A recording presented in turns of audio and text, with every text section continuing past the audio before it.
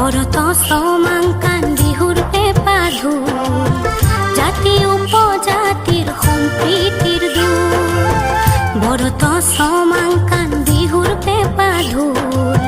জাতি উপজাতিৰ সম্প্ৰীতিৰ দূৰ গুমৰাগৰ তালতে হাইদাঙৰ সুৰতে নচাই চপৰা শুনৈ শুনময় অসমী মোৰ পৰিচয়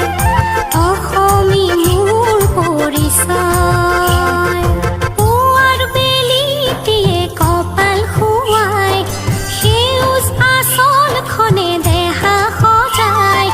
নানা বৰণীয়া ফুলে বুটা বচা ৰিহাখনি মোৰে বুকুত মেৰাই ৰূপহী ৰঙিলে গাভৰু মই